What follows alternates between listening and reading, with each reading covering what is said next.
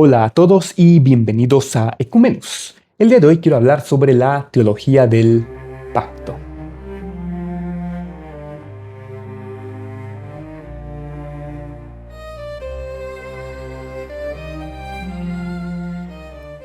Pero antes que nada, o antes de entrar a la teología del pacto, quisiera hablar un poco sobre los textos bíblicos, porque seguramente, así como yo he tenido esta duda sobre la exactitud del texto bíblico. Si puede, porque pues surge la idea, surge esta percepción de que pueden haber sido manipulados. Eh, y no lo descarto, porque sí puede ser algo que haya ocurrido, ya que son textos muy antiguos, especialmente si nos referimos a los textos del Antiguo Testamento, porque ahí ya estaríamos hablando incluso de textos que llevan más siglos, o sea, estaríamos hablando de milenios, pues sin haber sido tocados, y la evolución del lenguaje en ese tiempo también puede estar afectando la interpretación, así como el contexto cultural, histórico, político de las naciones. Es decir, no podemos considerar la fidelidad del texto como tal. Sí, yo no creo que pueda ser 100% fiel, pero pues hay que analizarlo, ¿no? A la luz de su historicidad, su literatura, su teología y mitología, de cómo esos textos se fueron yendo armando, porque muy probablemente iniciaron pues como una tradición oral principalmente, y luego obviamente fue transmitida o transcrita pues ya a textos, a papiros, a códices o al tipo de herramienta que tuvieran o elementos que tuvieran para poder transcribirlos, y cómo esos fueron encontrados después, ya después llamados los textos masoretas, que fueron como los que terminaron pues juntando todos estos textos, ¿no? Entonces, en primer lugar, pues tenemos que entender que la historia del texto bíblico como tal, no podemos entenderla pues sin reconocer que se encuentra, que en su núcleo se encuentra la convicción judía y cristiana principalmente, de que Dios ha hablado a través de estas personas, de estos profetas o de estos autores, y que dicha revelación pues ha sido preservada de forma fiel, ¿no? Ese es como el primer punto. Y en segundo lugar, sí tenemos que estar convencidos de que hay muchas referencias, muchas copias bíblicas. A mí me sorprendió mientras estaba leyendo para preparar este episodio de Ecumenos, que hay para varios textos bíblicos, para varios libros bíblicos, hay más transcripciones o más copias que libros más actuales. Y algunos autores decían que incluso había más copias que las copias que hubo de Shakespeare en su momento, que hay más historicidad sobre Cristo, por lo menos, que otros personajes como Genghis Khan, como Alejandro Magno, y a pesar de eso, mucha gente duda de la existencia. Creo que yo no dudaría de la existencia, eso sí, definitivamente no. Quizás dudaría un poco de la fidelidad, porque como todo en la historia, todo se va modificando a lo largo del tiempo. Pero me resultó muy interesante que existieran más copias de estos textos bíblicos en el pasado que de los textos más recientes, ¿no? Que uno pensaría que debido pues, a la tecnología más reciente, pues hubiera más copias. Y pues no estamos contando obviamente lo que ocurrió después de la imprenta, porque pues, la Biblia fue el primer libro que se imprimió gracias a la imprenta de Gutenberg, pero...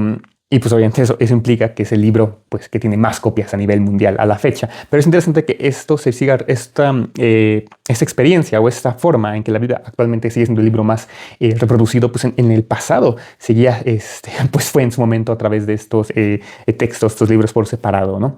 Pero bueno, eso es algo que siento importante, o sea, esas dos perspectivas, la perspectiva como histórica contra la perspectiva teológica, que no deberían, de hecho, o no deben de ponerse como opuestos. Es decir, no pensar que hubo modificaciones y que no se ha conservado esa fidelidad, pues sí, o sea, no debería esto implicar que estemos peleados con este texto, ¿no? Otros autores también comentan que pues obviamente la Biblia las traducciones bíblicas que se han hecho ya posteriormente, o sea, para llegar de lo que fue originalmente este hebreo, este arameo y este griego, cómo fue evolucionando actualmente a lo que es pues el latín, a la lengua vulgar y luego al inglés, y actualmente a las nuevas traducciones. Pues sí, es cierto que va a haber modificaciones y va a depender también mucho de la traducción, pero algo que me llamó mucho la atención es que estos textos, la Biblia como tal, pues se ha utiliza un grupo de traductores, no es solo un traductor el que la haya traducido. Quizás en el pasado sí era una sola persona quien traducía la Biblia, pero actualmente ya se hacen equipos de traductores que conozcan no solamente la parte teológica, sino todo el contexto. Y no necesariamente esos traductores tienen que ser creyentes, porque lo que importa a nivel científico es la objetividad que se le da al texto. Y por su misma ética y su misma objetividad científica, pues ellos no van a estar omitiendo partes o agregando partes que ellos consideren que deberían sonar mejor o yo qué sé, sino que si hacen un equipo y entre todos ellos hacen esta traducción y es lo que le da la fidelidad actualmente. Pero como dije antes, el lenguaje va evolucionando y puede haber cosas que hayan cambiado que no puedan comprenderse actualmente, y también al mismo tiempo, al ser la Biblia un libro teológico, no histórico, sino más del orden simbólico, pues también hay cosas que no se interpretan a la luz de la literalidad, sino a la luz de la divinidad, de la teología, de la revelación. Entonces, pues todo esto es lo que va haciendo que se vaya configurando esta historicidad canónica de estos libros y cómo estos libros fueron siendo recibidos en los diferentes pueblos y diferentes religiones, porque la Biblia no es propia del cristianismo, sino obviamente nació a través del judaísmo, y varias de sus enseñanzas pues, fueron evolucionando a lo que actualmente sería el Islam, y también pues, incluso las religiones, sectas pues un poco más herejes también, pues se basan de hecho en la Biblia para hacer sus modificaciones. Pero bueno, eso es un tema aparte, pero a fin de cuentas ha motivado, ha inspirado a pues muchas sociedades. Entonces no es algo que tengamos que tener tampoco, pues que a veces omitamos, ¿no? A veces damos por hecho los libros, y siento que también algo muy importante es como entender el contexto de todos estos libros para poder comprenderlos mejor y poder estudiarlos mejor. Entonces, pues primero que nada, hay testimonios arqueológicos que han fortalecido, de hecho, significativamente la percepción de la confiabilidad. De hecho, quisiera hacer un énfasis en la experiencia de un inglés egresado de Oxford, Sir William Ramsay. Él inicialmente, de hecho, era escéptico y, de hecho, hacía muchas formulaciones críticas y en contra de la Biblia como tal. Él tenía, de hecho, un proyecto para desacreditar la precisión histórica de libros bíblicos. Y tras décadas de investigación arqueológica, de hecho, tuvo un sorprendente cambio de paradigma, porque terminó él mismo, como escéptico, confirmando la fiabilidad, especialmente respecto a las descripciones geográficas, políticas y sociales, pues del libro, al menos de varios libros del Nuevo Testamento principalmente. Entonces, a partir de ahí, Ramsay afirmó que Lucas sí podía sostener, pues que sí pasaba ese escrutinio más severo de cómo él estaba criticando la obra del Nuevo Testamento, y pues al final él pensó que él, pues sí, confirmó que sí había una gran exactitud en cuanto a desde el punto de vista historiográfico. Entonces, estas conclusiones provenientes de un investigador, de hecho de renombre internacional, egresado de Oxford, que partió desde una postura crítica, atea incluso, pues termina enriqueciendo la comprensión contemporánea del carácter históricamente confiable del texto bíblico, al menos aquí, hablando desde el punto de vista del Nuevo Testamento. Y creo que a veces pesa más esto que lo que pueden los creyentes como tal defender, porque obviamente un creyente, alguien que siempre esté en pro de una idea, pues sí, obviamente va, podríamos decir que estaría sesgado, pero cuando obviamente un ateo no es el que termina siendo él mismo refutado, él mismo refuta su idea y se da cuenta de esto y terminó convirtiendo el cristianismo después de estas confirmaciones, pues también pesan más, ¿no? Y además de que lo hizo desde un ámbito riguroso, científicamente hablando y objetivo, no queriendo solamente desacreditar simplemente por el hecho de no creer, ¿no? Entonces también esto nos ayuda a repensar que la Biblia no debería de estar tampoco peleada con la ciencia, porque ambas ramas quizás vayan paralelas en algunos puntos, pero no por eso se niegan una a la otra, sino que son percepciones distintas. Y bueno, por otra parte, también la transmisión del texto bíblico pues se sustenta como dije antes, en miles de manuscritos que muestran un grado de concordancia excepcionalmente alto, aunque la inspiración inherencia se aplican únicamente a estos autores originales. Los copistas y traductores han preservado, o se dice que han preservado, un testimonio textual que concuerda aparentemente en más del 99% de los textos. Digo aparentemente, una vez más, por esos cambios lingüísticos que pueden haber cambiado, ¿no? Pero se cree que sí se sigue una regla a la hora de irlos copiando para que no hubiera modificaciones a lo largo del tiempo. Entonces, las variaciones existentes son en su mayoría menores y de hecho dicen que no se afecta a ninguna doctrina fundamental, lo cual también es muy bueno. El hecho de que manuscritos separados por más de un milenio, como dije antes, concuerden casi por completo, pues además demuestran no solo una labor detallista, meticulosa de los escribas, sino pues también la profunda reverencia con la que las comunidades de fe habían tratado estos textos. Y aunque puedan haberse introducido pues errores de copia en aspectos accidentales como ortografía, puntuación, estructura sintáctica, quizás un poco las partes gramaticales que han ido cambiando a lo largo del tiempo, pues la sustancia como tal, o sea, hablando del marco teológico, permanece intacto. Entonces, esta preservación textual no nos dista de ser un fenómeno puramente humano. O sea, para la visión judio-cristiana, se interpreta como un aspecto de la providencia divina por mantener esos textos intactos, manteniendo así pues la integridad esencial de la palabra con P mayúscula a través de los siglos, la palabra divina. Y desde el punto de vista histórico, la construcción del canon bíblico pues también refleja un proceso comunitario complejo que tiene sus raíces en la experiencia religiosa, principalmente o primeramente de Israel, y el reconocimiento de ciertos textos como sagrados, pues también comenzó ya en la antigüedad, cuando la Torá recibió una autoridad normativa singular principalmente. Hablando de la Torá, los primeros 5 libros, el Pentateuco, que todos tenemos en todas las Biblias, pues se fue formando, ¿no? Porque también tenemos que comprender que estos libros, estos textos originalmente pues no eran vistos como libros, sino eran vistos como enseñanzas originalmente y poco a poco, con el tiempo, ya fueron estructurados en lo que es actualmente la Biblia.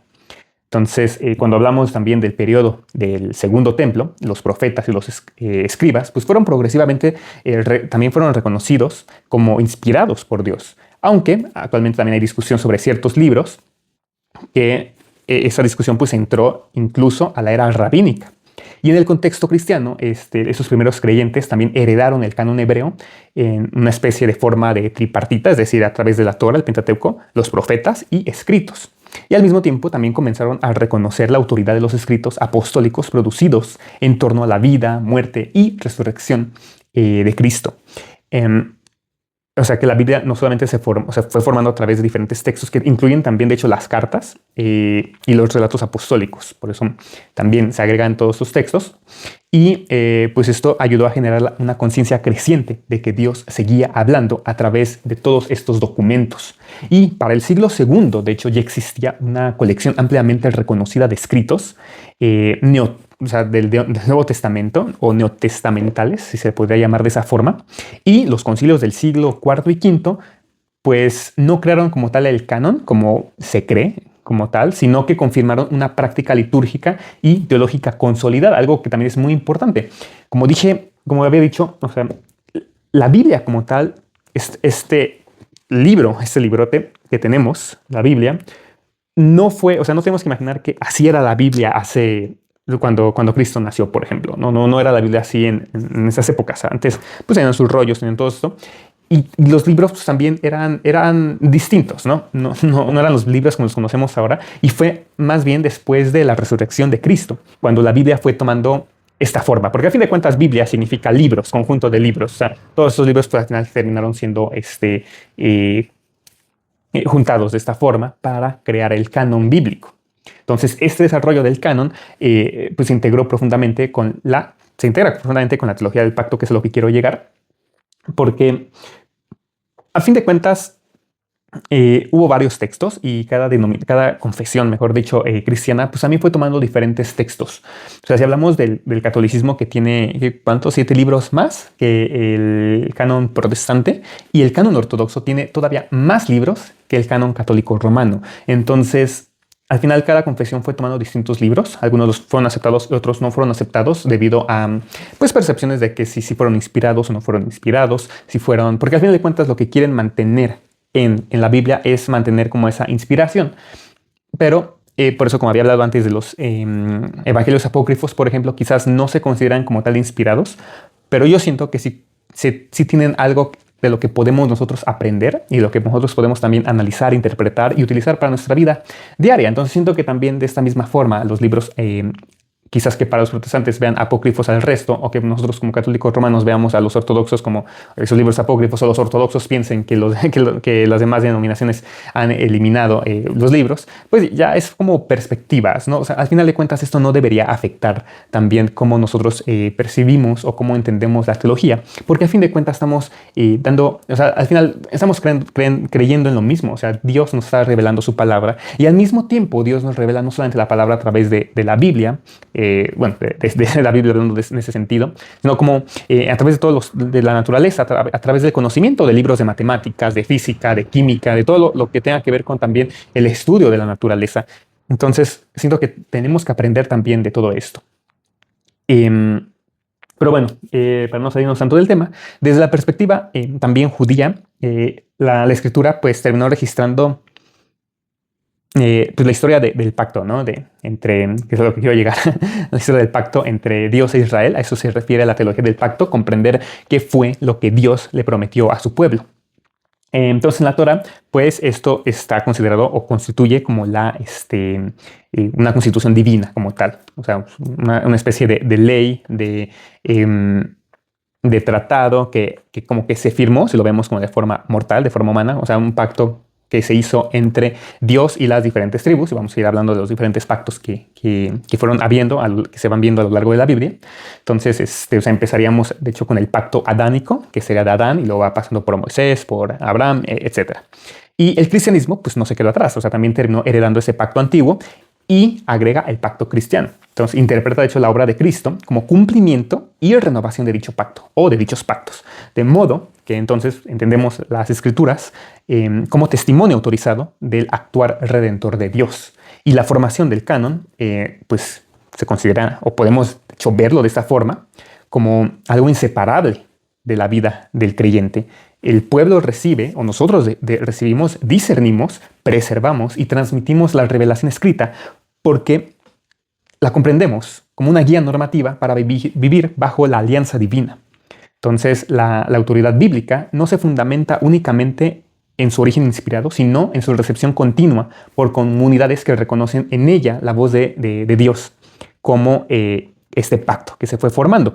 Ya hablaré en un episodio posterior sobre la fidelidad, sobre lo que es la verdad, sobre un poco el debate entre la sola escritura contra también la escritura junto con la cultura eclesial.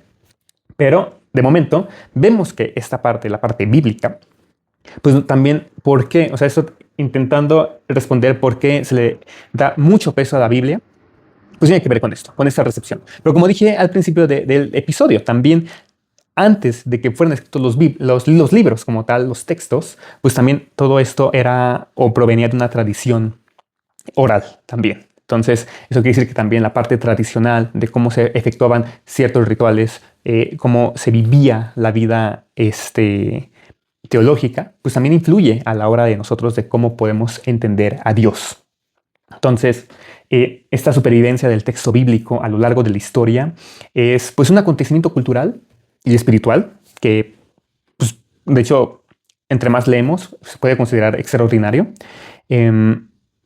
porque a pesar de la persecución, la dispersión del pueblo judío y después de los cristianos, es decir, los desafíos a los que se enfrentaron frente a los romanos, frente a los griegos, las tensiones internas también, las traducciones sucesivas ya posteriormente y los inevitables, obviamente, límites humanos en el proceso de hacer copias, de hacer traducciones para que salieran los libros en quizás 2-3 años, pues al final de cuentas, a pesar de todos estos retos, la Biblia ha llegado hacia nosotros casi inmutable, con una precisión muy, muy destacable. Y ese fenómeno se explica, pues también por la devoción de quienes la copiaron, como también por la profunda convicción de que en ella reside una verdad que no puede perderse sin poner en riesgo la identidad misma del pueblo de Dios.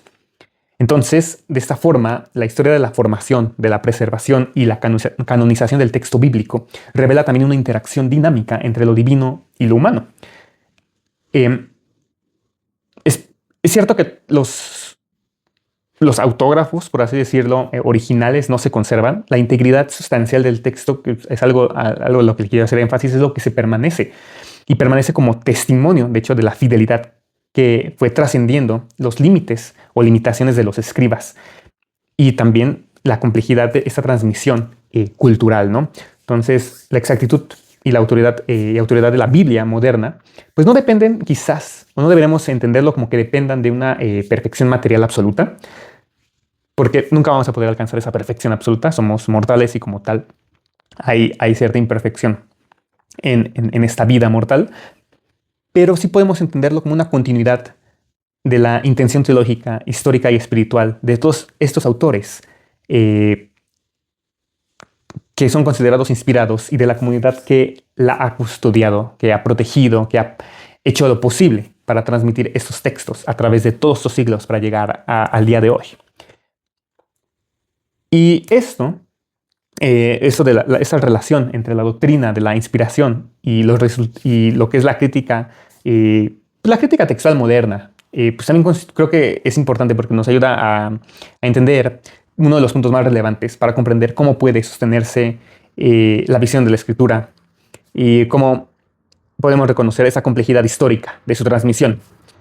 Si nos vamos al punto teológico, vemos que la inspiración la describen dos textos, ¿no? O sea, hablamos de Timoteo 3:16 y de la segunda de Pedro 1:20, porque en esto se nos afirma que Dios actuó de manera soberana, también misteriosa, mediante autores humanos, comunicando su revelación sin anular sus estilos, vocabulario o contextos. Así los autógrafos o los autores en esta comprensión clásica son este cuerpo primario de esto que se va heredando.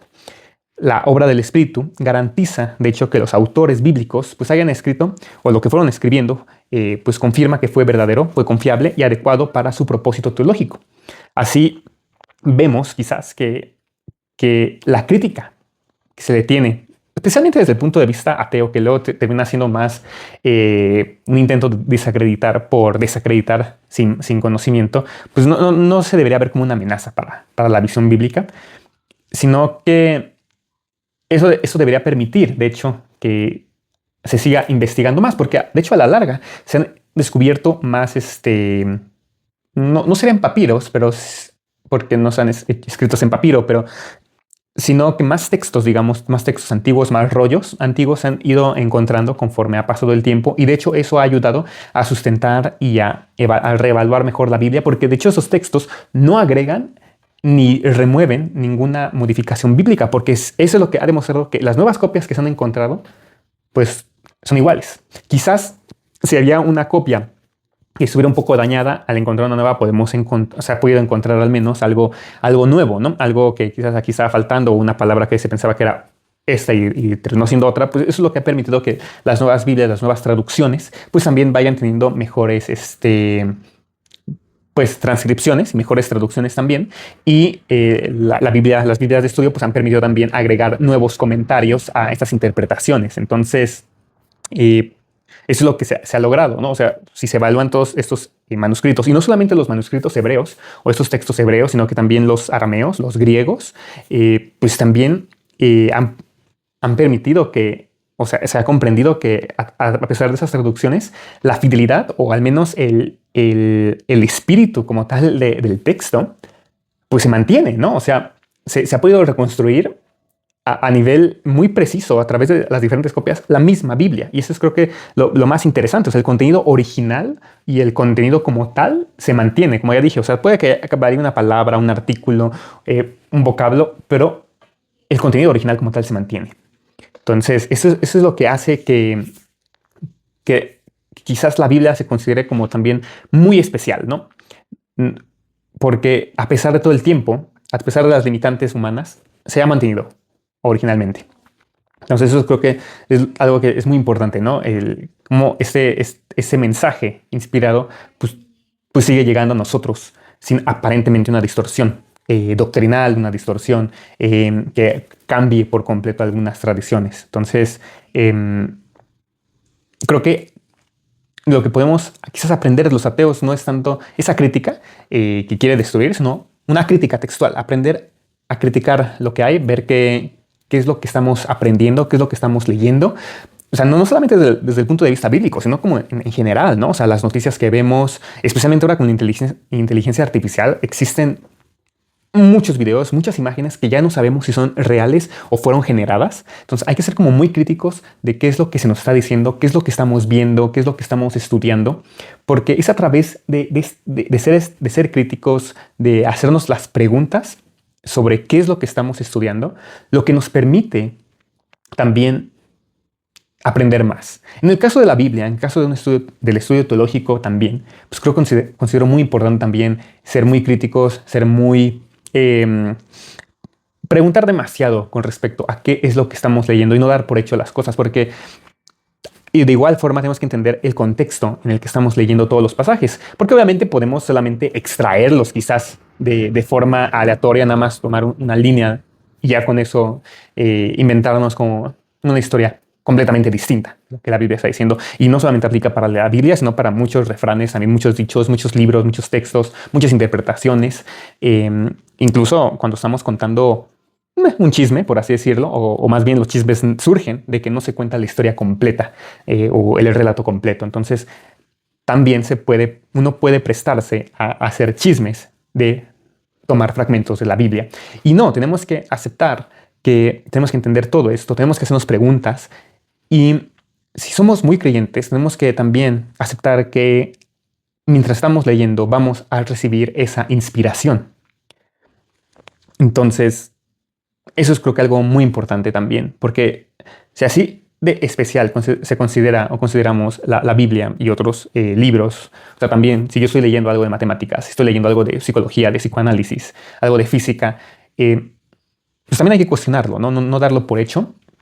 Y también creo que si uno está leyendo, si uno está muy metido, pues puede recibir cierta inspiración y decir, así se resuelve esto, no, ahora entiendo esto, ahora como ir conectando. Y lo mismo pasa cuando uno está leyendo la Biblia, uno se inspira y va haciendo conexiones y va comprendiendo y uno va recibiendo esa revelación divina a través de este texto. Porque si realmente consideramos que Dios habla a través de la Biblia, entonces también tenemos que estar nosotros abiertos a recibir esa revelación.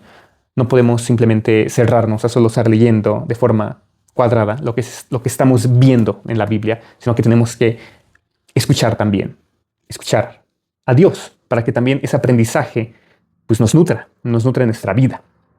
Pero bueno, me desvié, ya filosofé de más. Entonces, bueno, a fin de cuentas, afirmamos que mientras la inspiración describe también el origen divino del texto, la crítica describe el proceso humano por el cual hemos recuperado todos estos textos, ¿no? Es algo muy importante y se ha mantenido fiel, ¿no?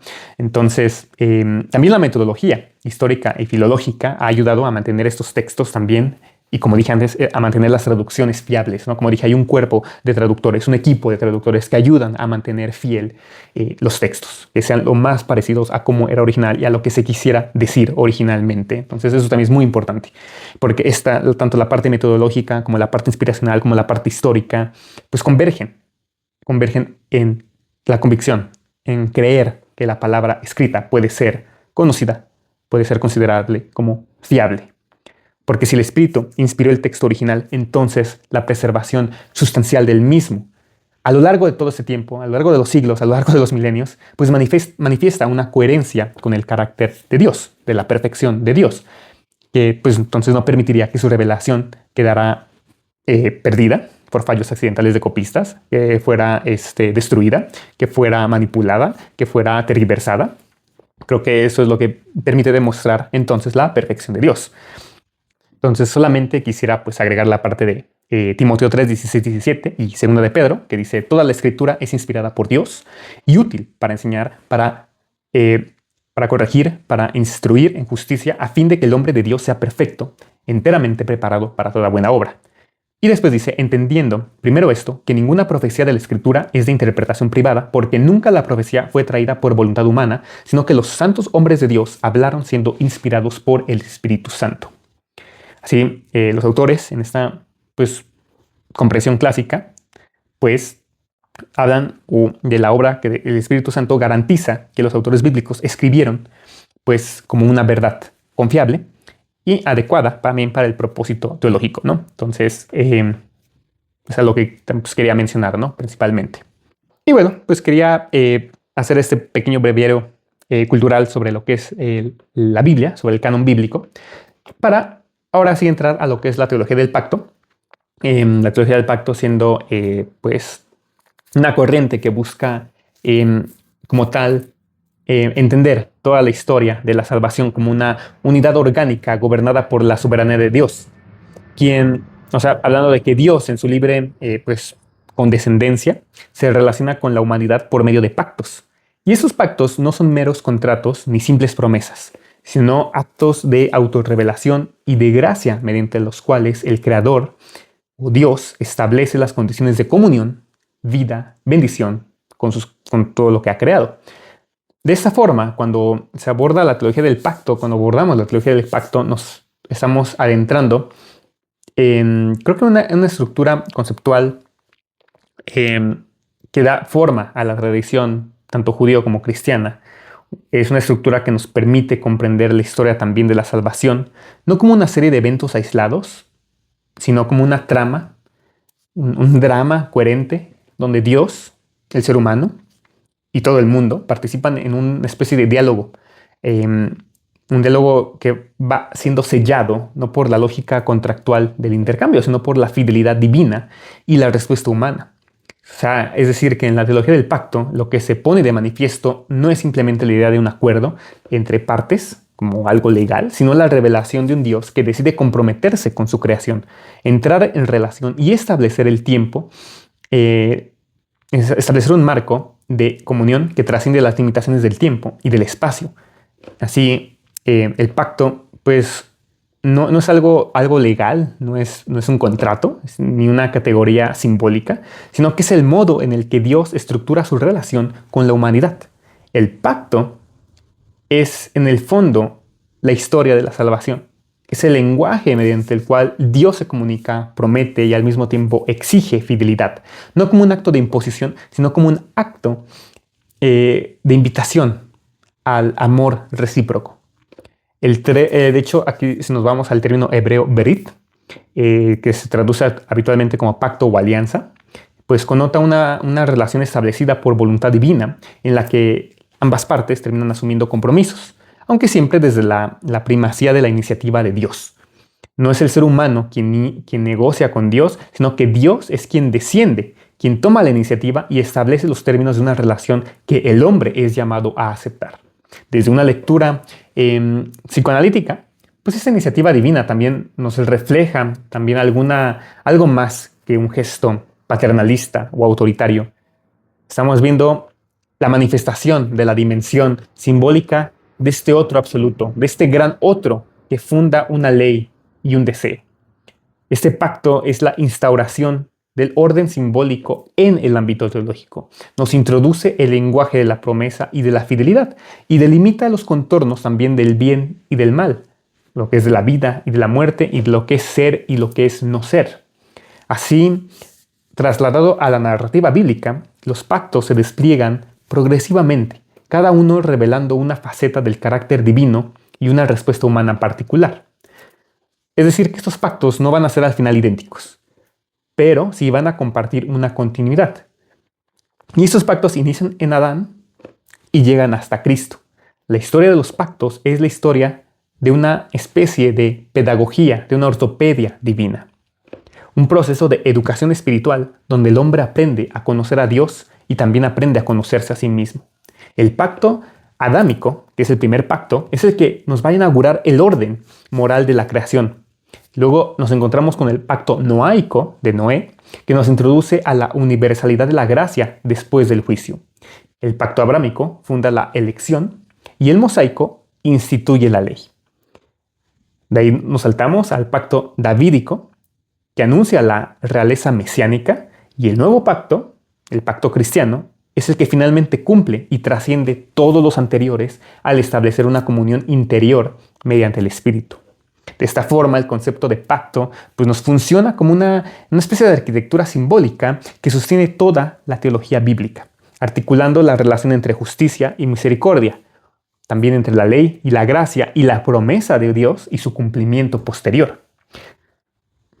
Entonces vamos a empezar primero con el pacto adámico. Nos encontramos en ese primer pacto en el umbral, en el origen de la historia humana desde el punto de vista mítico-bíblico del Génesis.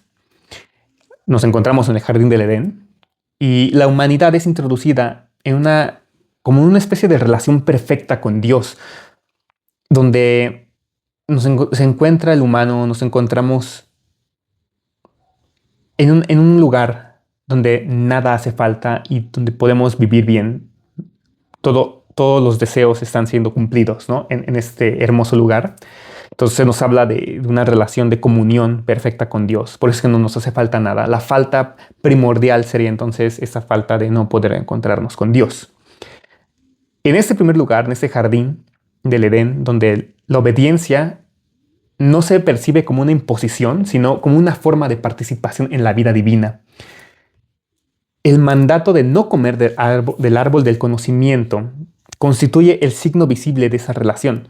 No se trata de una prohibición arbitraria, sino de una frontera simbólica que define la condición humana frente a Dios. Aquí Dios nos relata que nos prohíbe comer de ese árbol, pero nos sigue manteniendo ese libre albedrío. Uno puede decidir si comer o no de ese fruto. Ese pacto adámico representa la alianza de la creación. El hombre es creado a imagen y semejanza de Dios y recibe dominio sobre la tierra, pero ese dominio está condicionado por la obediencia del orden divino. Pero esa obediencia no nos hace meros autómatas de Dios, sino que nos da esta partícula, ese libre albedrío que nos permite vivir, decidir qué hacer. Y esto provoca la transgresión de Adán, o así es como se puede interpretar de primera forma,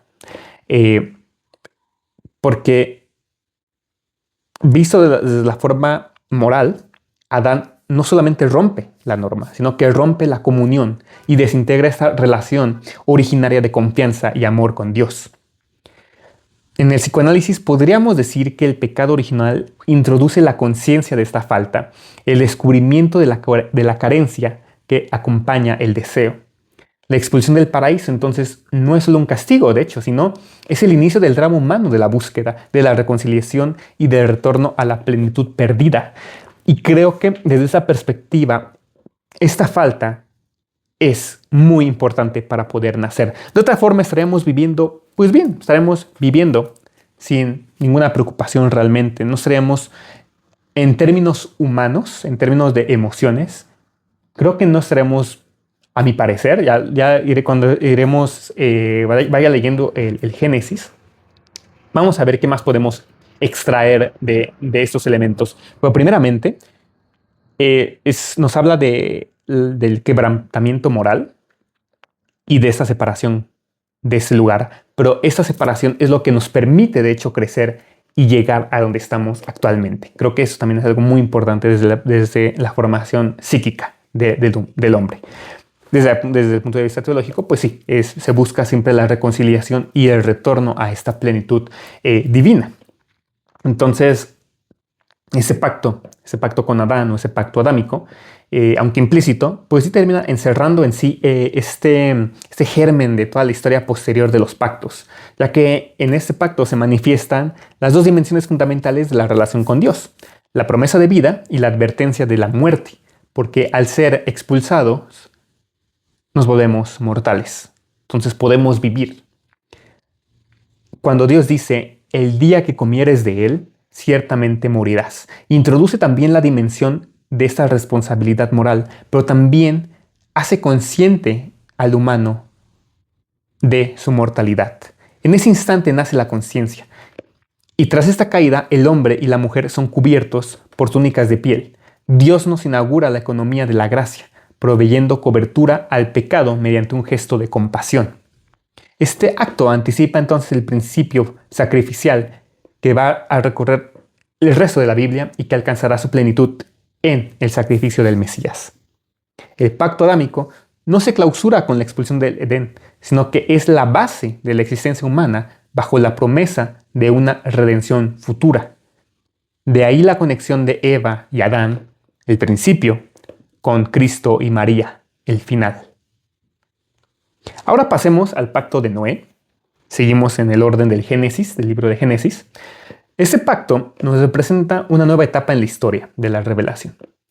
Porque tras el diluvio, cuando la humanidad ha mostrado su corrupción total, Dios decide restaurar la creación y establecer una alianza universal con Noé y con toda criatura viviente. También tenemos que recordar que para esta época no existe como tal el judaísmo todavía, no existen los israelitas, de hecho no existe nada de lo que actualmente conocemos, sino que si habláramos desde un punto de vista religioso, quizás estaríamos hablando de una religión noeísta o adámica, por así decirlo. Pero bueno, nada más como pequeño paréntesis, porque pues de aquí que viene a establecer esa nueva alianza, ¿no? Esta universalidad o porque de hecho esta alianza universal que genera esa universalidad de poder hacer una alianza con todos,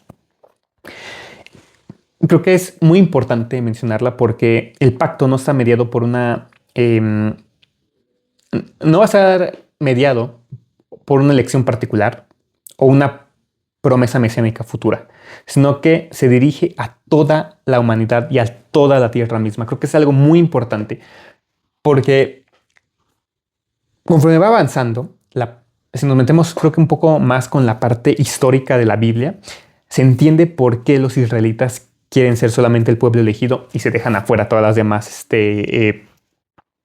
tribus, que es algo con lo que también yo por eso considero que la Biblia tiene que entenderse desde ese aspecto histórico.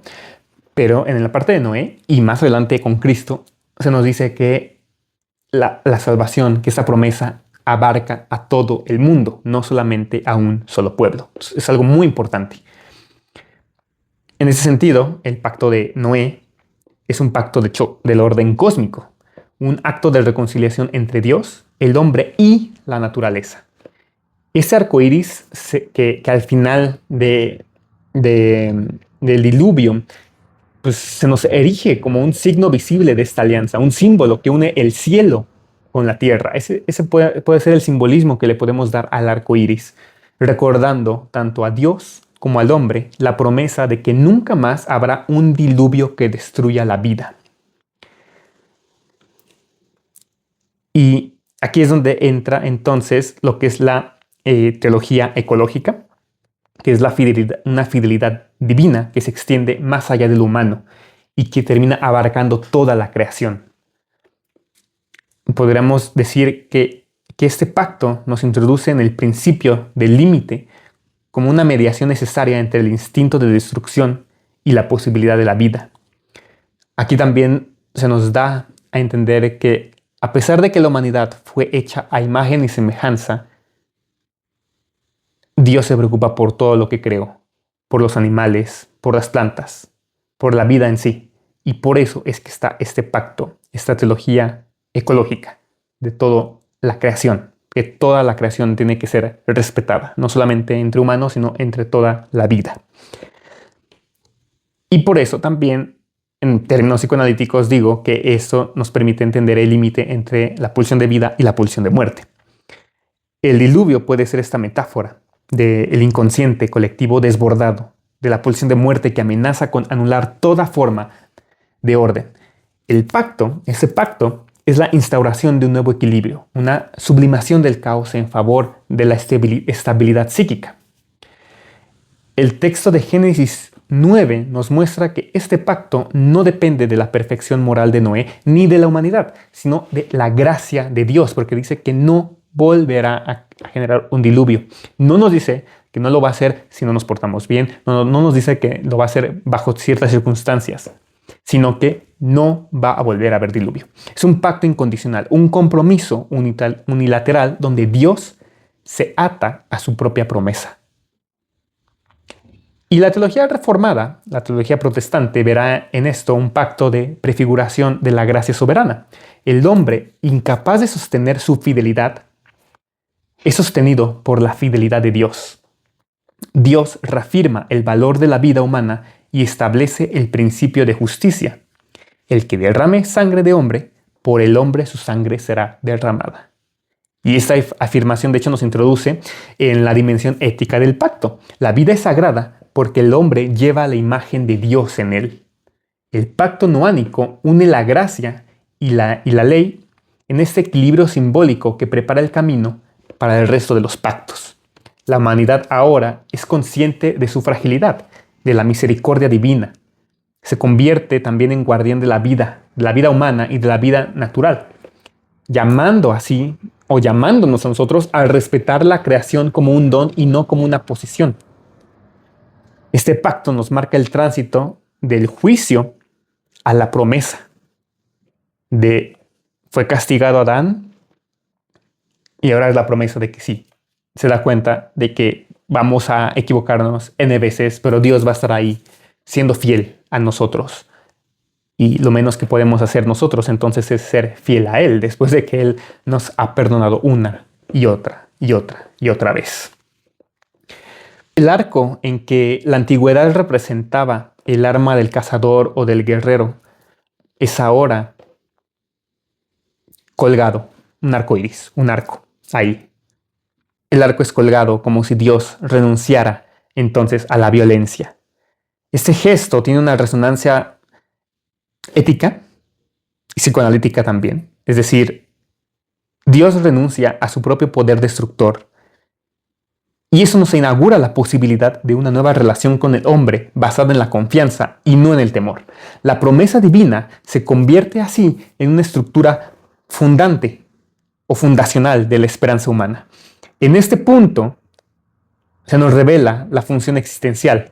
El hombre puede vivir, puede construir y puede amar porque existe una promesa que sostiene el orden del mundo. Sin esa promesa, la vida se nos disolvería en la angustia. Estos pactos, el adámico y el noánico, pues constituyen los cimientos de esa historia de la alianza.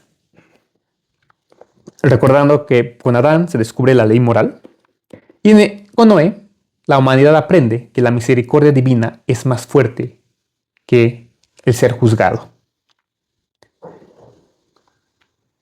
Así, pues Dios se nos muestra como un ser paciente ante los errores humanos, alguien que nos enseña con esa pedagogía, una ortopedia que nos va guiando a la humanidad desde la inocencia perdida hacia la comprensión madura de lo que es la gracia divina. Cada pacto es una etapa en el proceso terapéutico de la redención, un proceso donde el alma va siendo curada de su alienación mediante la revelación progresiva del amor divino.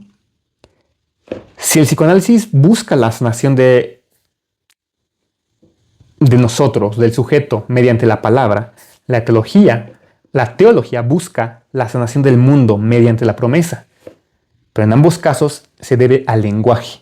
La palabra pronunciada y escuchada tiene un poder creador y redentor. Y cuando pasamos del pacto abrámico, al pacto noánico al pacto abrámico, la revelación divina da un paso decisivo porque nos introduce la fe. Con Abraham, Dios deja de dirigirse a la humanidad en términos universales y se enfoca en un individuo, en una familia concreta, en una genealogía particular a través de la cual se cumplirá una promesa que volverá a abrazar a todas las naciones. El pacto abrámico, por lo tanto, combina la elección con la universalidad del pacto divino. Dios llama a un hombre a salir de su tierra, de su parentela y de la casa de su padre para conducirlo hacia una tierra que aún no conoce. Ese desconocimiento no es solo algo geográfico, sino algo existencial, ya que nos implica abandonar los marcos simbólicos de seguridad, renunciar a las certezas del pasado y adentrarse en la dimensión de la promesa. La fe de Abraham es una fe en tránsito, una fe que camina sin ver, y es lo que nos da, de hecho, la definición de lo que es fe. Creer en algo porque sabemos que va a ocurrir, no porque esperamos que vaya a ocurrir y si no pasa X, no. La fe es esa certeza de que eso va a ocurrir. Aquí, con el pacto abrámico, entramos entonces en este proceso existencial, en el que podemos caminar hacia esta promesa que de hecho no estamos viendo, que no vemos actualmente, pero que vamos a experimentar. Actualmente ya tenemos la palabra de Dios escrita en la Biblia, ya tenemos muchos otros textos escritos gracias a la ciencia. Y eso es lo que nos permite entonces caminar viendo, pero no estamos viendo. Hay una fe que tenemos que experimentar para poder reencontrarnos con Dios. Creo que eso es también algo muy importante. Y hay varios pactos, varios puntos esenciales en el pacto abrahámico. Uno es la promesa de una descendencia, la promesa de una tierra y la promesa de la bendición. Pero todo esto engloba la relación personal entre Dios y Abraham. Cuando dice, yo seré tu Dios y tú serás mi siervo. No lo tenemos que, si lo entendemos de forma literal, estaríamos hablando de un rey y su esclavo, pero en un sentido simbólico expresa esta profundidad de la alianza. Porque no, tenemos que recordar que no se trata de un acuerdo jurídico. No, es una comunión. Es un signo externo un signo de un acto físico y simbólico que marca la pertenencia de un pueblo a la promesa. Tienen que ir a ese lugar donde se va a encontrar, donde va a poder surgir este pueblo que va a adorar a Dios. Pero, una vez más, esa es la parte geográfica, literal, histórica. Tenemos que entender que este pacto nos habla de que nosotros tenemos que caminar hacia Dios, no a un lugar específico en la tierra, sino a un lugar, espiritualmente hablando, donde nos podamos reencontrar con Dios. Porque Dios nos va a cumplir la promesa de que Él estará con nosotros siempre. Este signo, pues, también introduce un límite de identidad. Nos representa el corte simbólico que separa lo profano de lo sagrado, como ya he dicho en otro video anterior, de que nos establece este pacto, un puente entre el mundo mortal con el mundo divino. Podría decirse que alejarnos de la tierra en la que estamos para ir a esa tierra divina nos introduce en el orden simbólico de esta alianza. El deseo queda marcado por la promesa, el cuerpo por la palabra. Dios inscribe su pacto no solo en el alma, sino en la corporalidad misma del creyente, uniendo así teología y biología en un mismo signo de fidelidad. Y es que aquí entra esta parte paradójica, donde Dios promete a Abraham una descendencia cuando él y su esposa son estériles, una tierra cuando él es extranjero, o donde él será extranjero y no tendrá ninguna posesión. Es una bendición universal cuando su propia historia está llena de incertidumbre. Ahí es donde entra la fe. La fe es la capacidad de sostener esta promesa en medio de esto que parece imposible.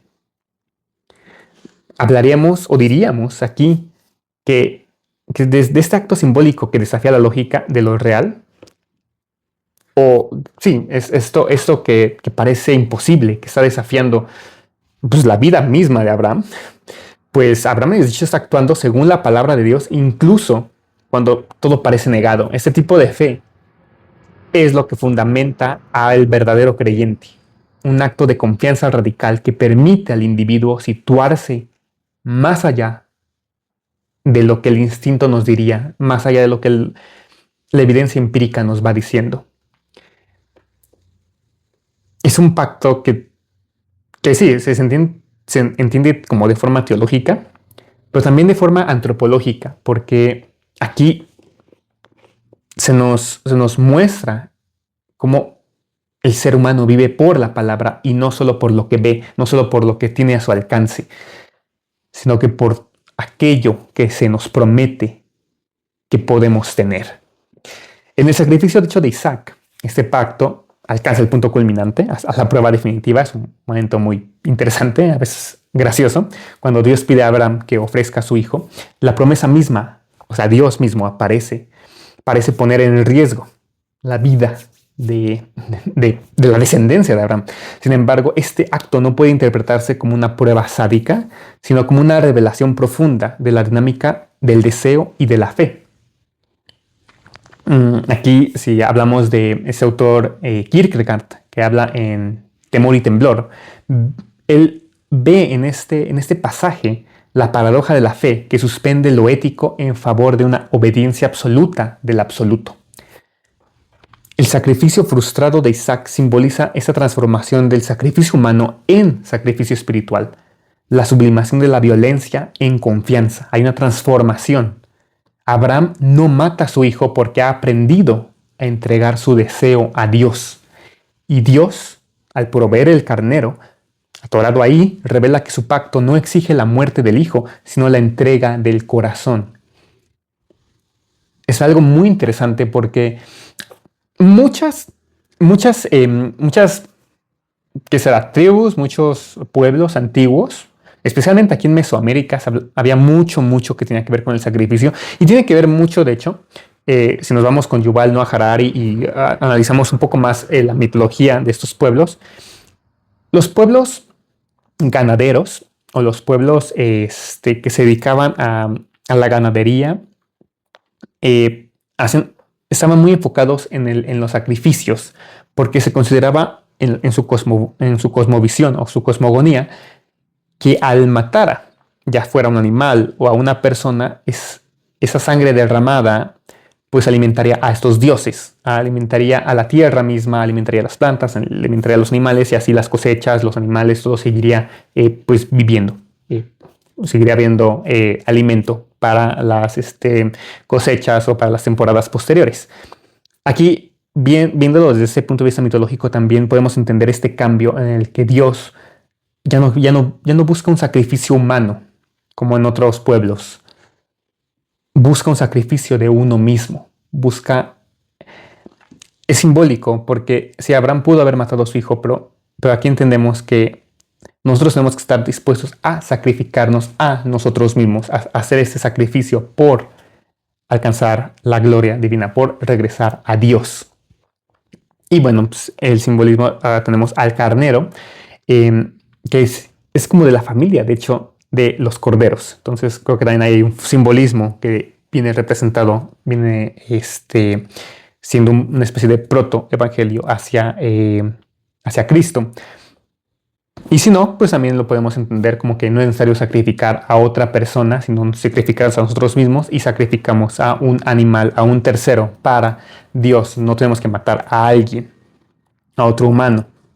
Esta revelación pues nos marca ese punto de inflexión, donde Abraham, el Dios de Abraham, este Dios abrámico, no es un Dios que exige sangre humana, sino un Dios que provee el sacrificio.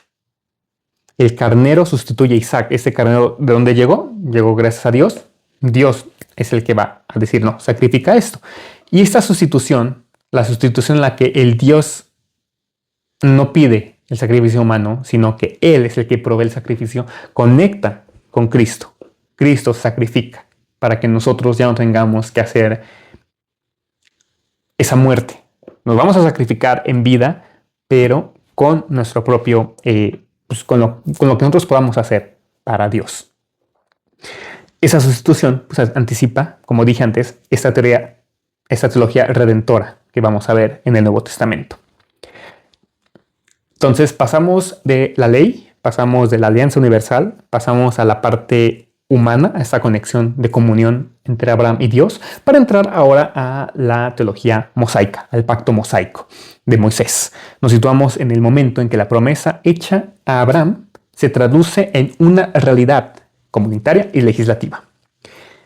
El pueblo liberado de Egipto se convierte en el sujeto colectivo de la alianza.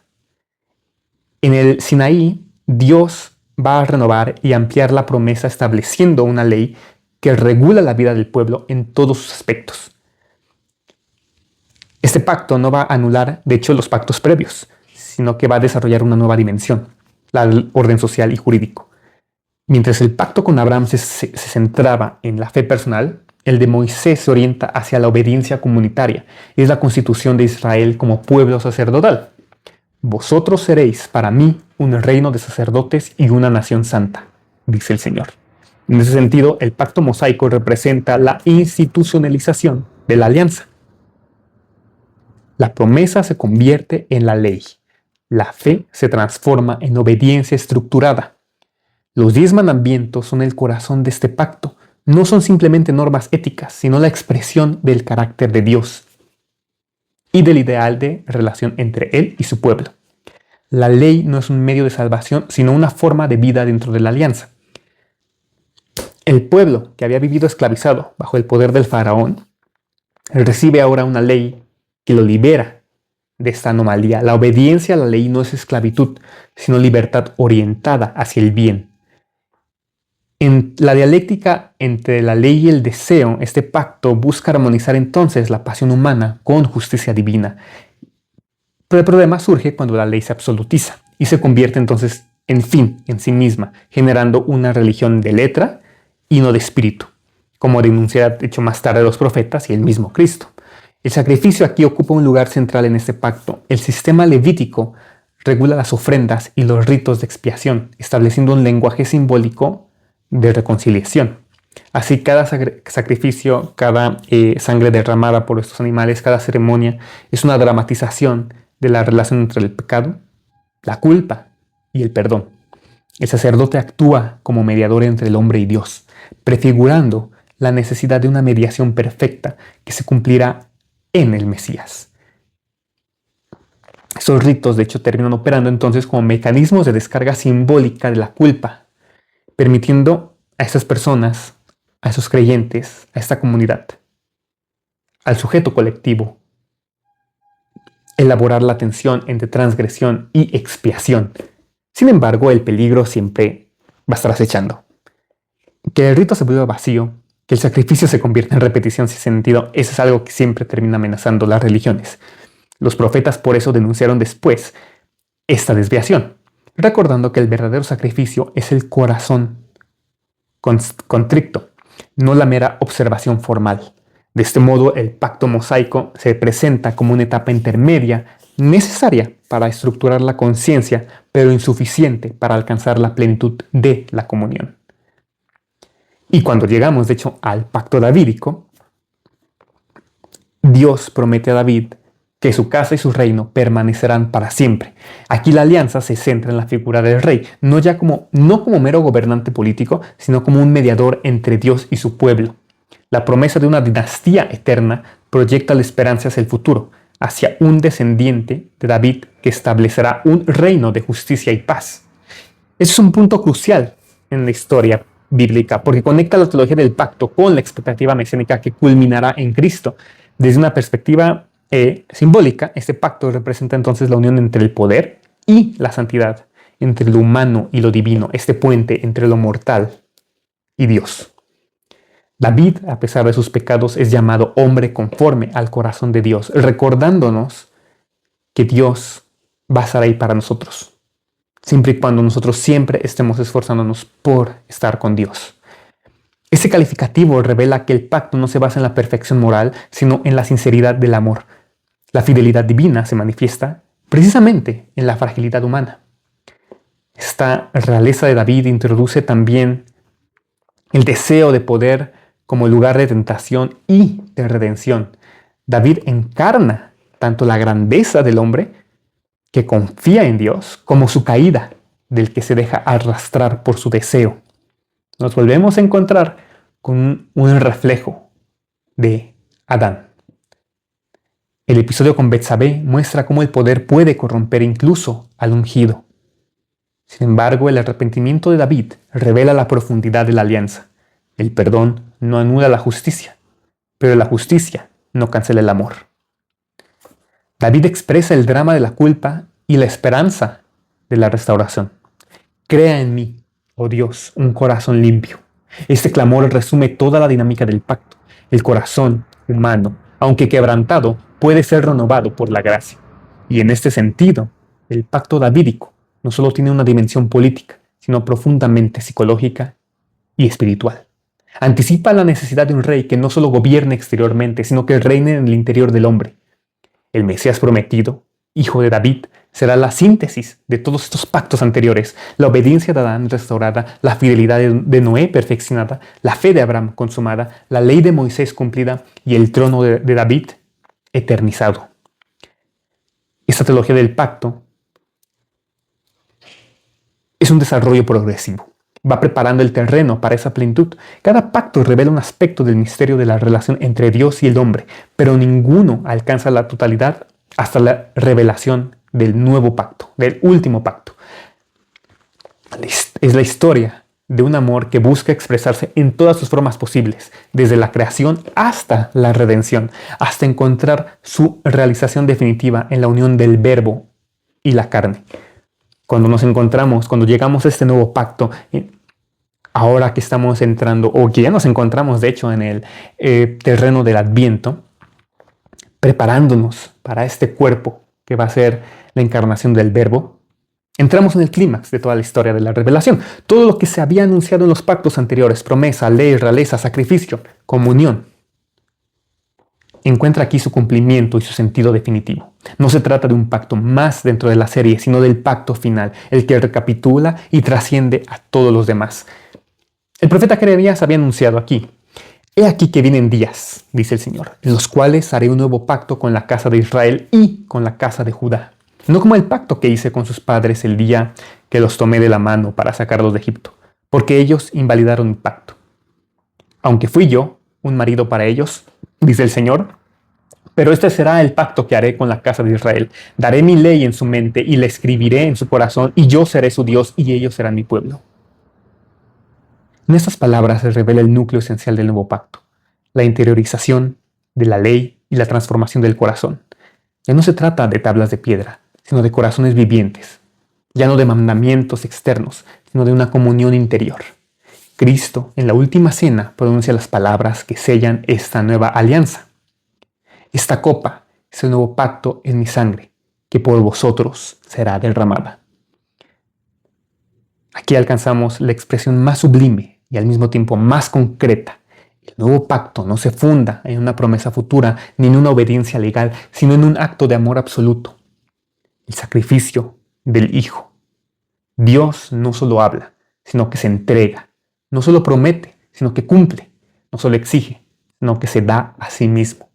La sangre del nuevo pacto no es la de animales, sino la del Verbo encarnado, la sangre que sella una alianza eterna entre Dios y la humanidad. La cruz, en este contexto, es el altar donde todos los pactos anteriores convergen y se consuman en este punto, en que la justicia y la misericordia se abrazan, donde la ley es cumplida y el amor es revelado en toda su plenitud. Este nuevo pacto establece una nueva economía de la gracia. Porque la ley mosaica, aunque santa y buena, no podían transformar el corazón humano. Solo podían señalar el pecado y preparar el camino. La promesa de Abraham apuntaba, sí, a una descendencia espiritual. Pero ¿cómo le vamos a lograr hasta que llega Cristo?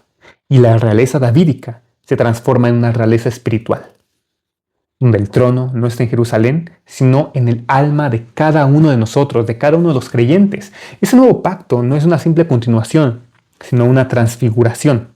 Todo lo que antes era sombra se encuentra ahora con un cuerpo. Todo lo que era figura se convierte en realidad. Y en términos, de hecho, ya patrísticos, podríamos decir que el Antiguo Testamento es la promesa velada, mientras que el Nuevo es la promesa revelada. Pero incluso en esta relación no debe entenderse como una oposición, sino como una unidad orgánica. Los antiguos pactos eran el lenguaje preparatorio para recibir la gracia, para recibir a Cristo. El nuevo pacto entonces representa esta reconciliación final del sujeto con este otro de deseo, con este sujeto del deseo. La restauración del deseo en su forma más pura, el deseo de la comunión.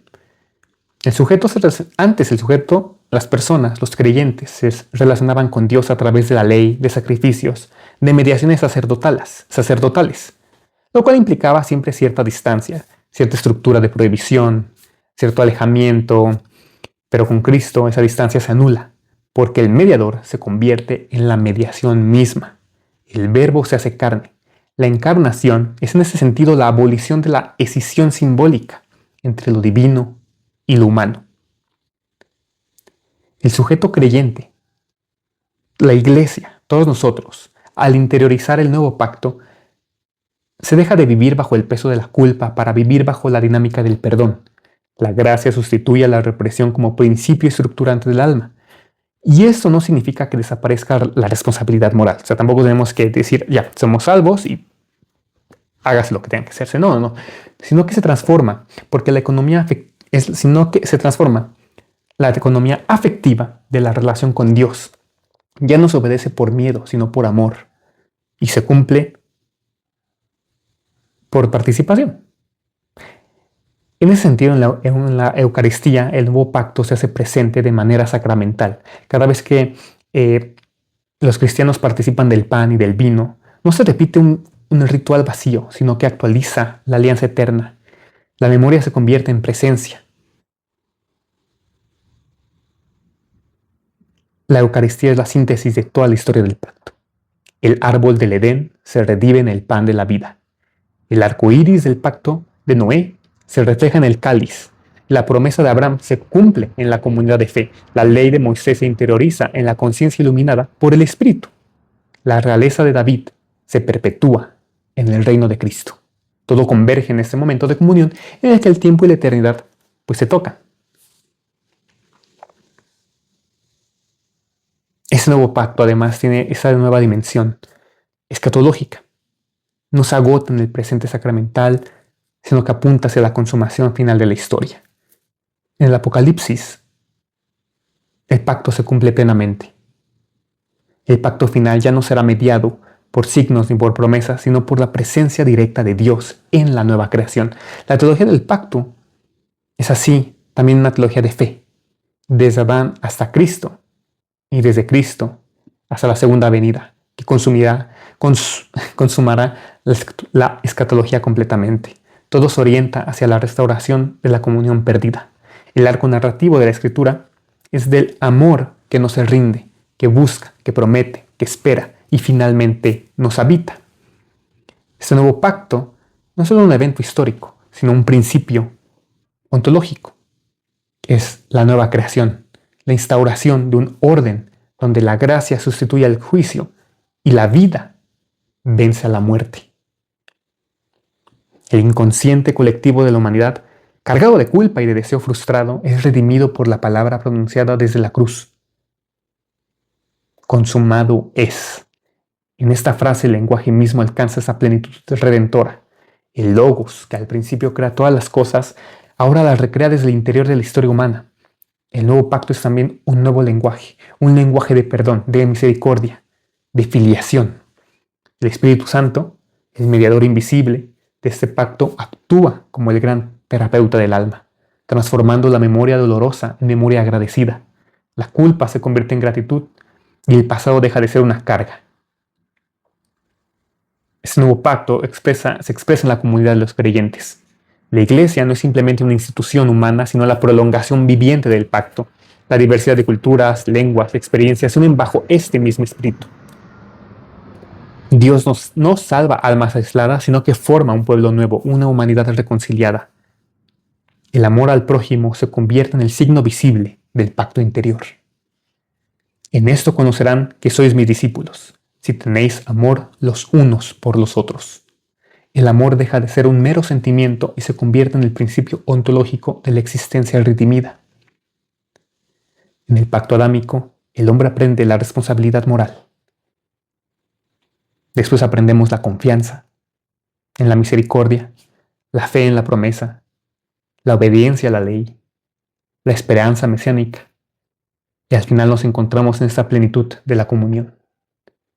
Si quisiéramos expresarlo en desarrollo del yo, cómo se va desarrollando el yo, podríamos decir que la humanidad pasa de la infancia, de la obediencia al adulto, de la libertad interior. El nuevo pacto no suprime los anteriores, hay que recordar eso, sino que los integra y los lleva a su madurez. La gracia no destruye la ley, la cumple. La cruz no es solo un símbolo de sufrimiento, sino la figura total del pacto. En su forma se cruzan el eje vertical que une el cielo y la tierra y el eje horizontal que une a los hombres, a toda la humanidad entre sí. Es el punto donde Dios y el hombre se encuentran, donde el dolor es salvación. Es el altar cósmico, es el lugar de la integración del inconsciente y lo consciente. El sujeto humano se reconcilia con su propia finitud porque descubre en ella el rostro del amor que la sostiene. No es un contrato legal, es una comunión con Dios.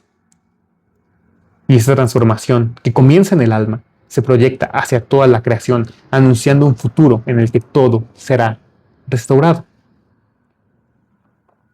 Desde el jardín del Edén hasta el mundo actual, el pacto es ese hilo invisible que nos va tejiendo la historia de la redención. La historia no es una sucesión de rupturas, sino de fidelidades.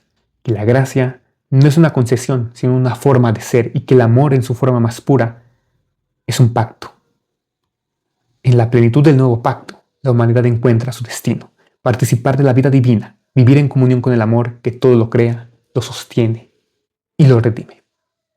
Muchas gracias por escucharme aquí en Ecumenos y nos vemos en la siguiente recomendación, la siguiente plática divina, bíblica, teológica, ecuménica. Hasta la próxima.